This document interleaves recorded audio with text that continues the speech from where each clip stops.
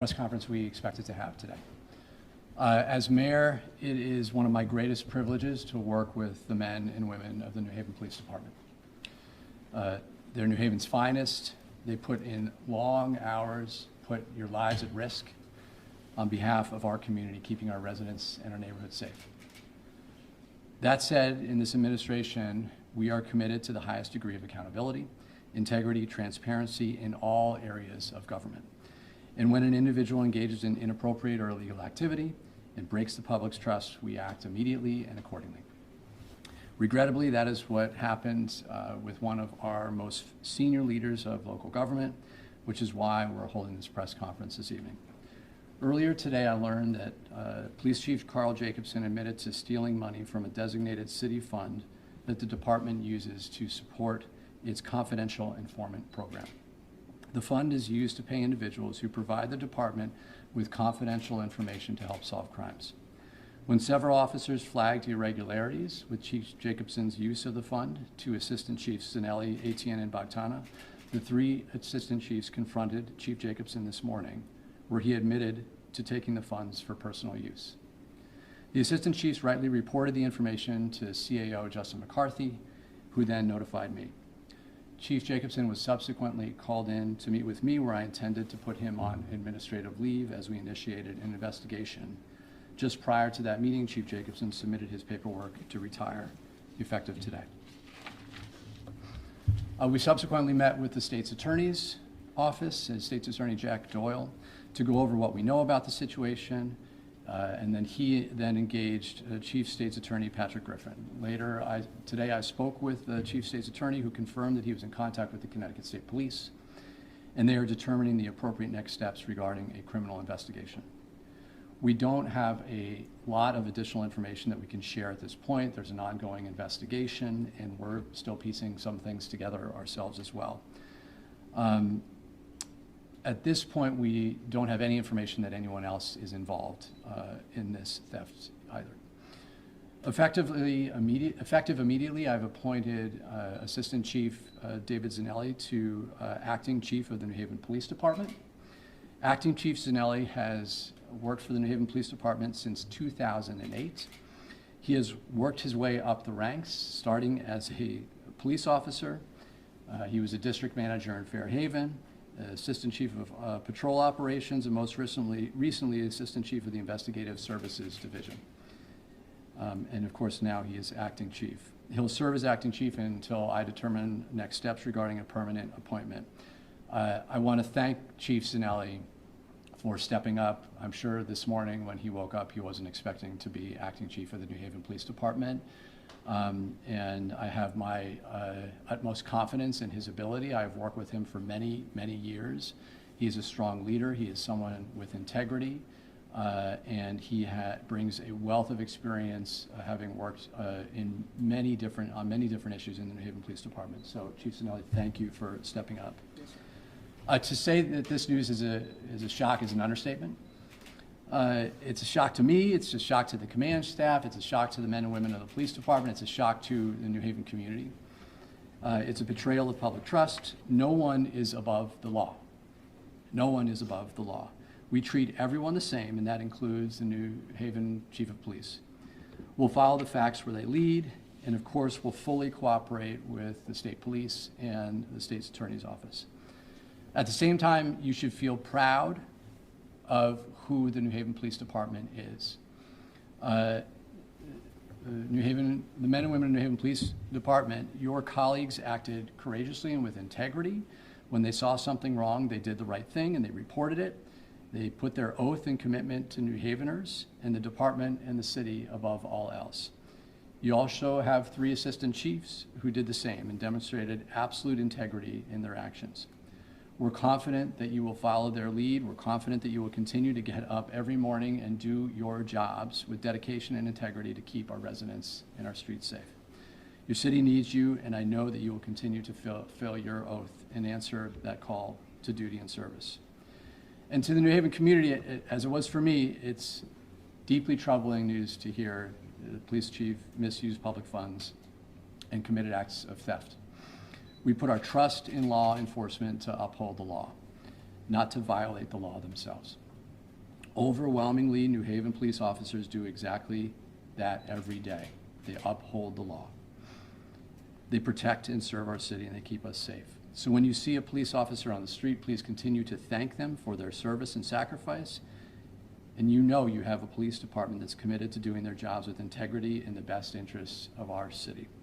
This is a challenging episode in our city's history, but we'll get through this together. Now I'd like to hand it over to Acting Police Chief David Zadelli for some words. Thank you, Mayor. Good evening, everybody. This has been an incredibly challenging day for us. I'd like to thank my other assistant chiefs here, Assistant Chief Bagtana and Etienne, for helping us navigate through these waters. We acted immediately, and rest assured that the process does work. When police officers see something here that they think is inappropriate, they act immediately, and that's what happened here. So I want to thank them for that, and to the men and women of the New Haven Police Department, I want to remind them that we are here to support them, and that integrity is of the utmost importance, and that the community can trust us. Thank you very much. Before we open up the question, I just want to thank Commissioners Rivero and Dawson for being here as well. We also have the CAO, Justin McCarthy, and Pat King, our Corporation Counsel here as well. Folks have any questions? How much money did Chief Jacobson allegedly steal? We talked a lot about how much we could share, and we feel like, given the ongoing investigation, we can't share what we know right now because we do not have a very solid idea about how much. Do you know over what period of time he allegedly stole? We don't know that information yet either. There may be a number of questions I can't answer. I just found out about this morning. What are the protocols over this fund of money? Is he the only one that has access? I mean, obviously there's somebody who flagged the transactions, but is he the only one that has access to withdraw the money? Again, there's an ongoing investigation, so we can't answer that question yet. You go specifically into the fund you were referring to as confidential. What exactly is it used for, and how big of a budget is it within the department? So I can't answer information about how big the fund is, but it is used to provide money to people that are informants of the police department to help them in investigations and identify criminal activity. Where did the three assistant chiefs confront Chief Jacobson today? Was that at the police department? Was that at his home? Police station. So it was here at 1 Union Avenue in Yep. his office? Yes. His office. What time did that take place today? Earlier today. Right. Around 2 p.m., there were state troopers in the building. You had said that you were talking with the state. Was that related to the investigation? Or Unrelated. Okay. This may be a question for Corporation Counsel King, but does the charter say anything about who should be the acting police chief when the current police chief suddenly departs, or is it entirely up to the No, I mean, you can add to. The mayor would have the authority to appoint an acting police chief, which is what he has done. And from what I think I understand is has his contract ended? Did he sign a new contract? He was in the process of that, right? That I'll turn over to the So mayor. his term for 4 years was scheduled to end at the end of January. Obviously, with this turn of events, it ended today. Just so I understand retirement, is anything owed to him because he retires? Is it owed to the end of January, or is it just when you retire, you're done with the money? When you retire, you're done. Okay. Yeah.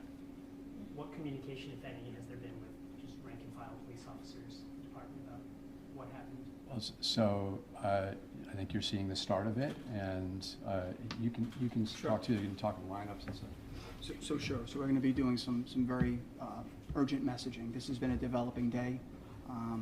So this is the first time we've been back to the PD, but we're going to be following up immediately with messaging.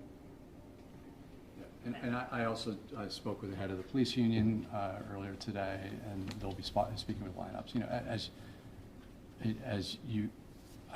I'm not a police officer, but as I would imagine, police officers are as shocked and disappointed as many of us are. But I think it's very, very important to underscore that we have strong leadership. We have a strong team here that will get us through this. You said that the chief admitted to stealing? Correct. When confronted with the accusation? Correct. Do you know when the officers caught wind of the irregularities involving that specific fund? I'm not going to get into those details either because it's an ongoing investigation.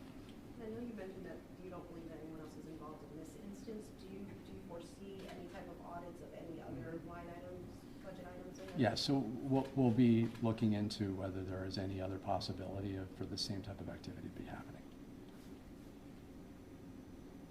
Questions? Okay. How often are these accounts,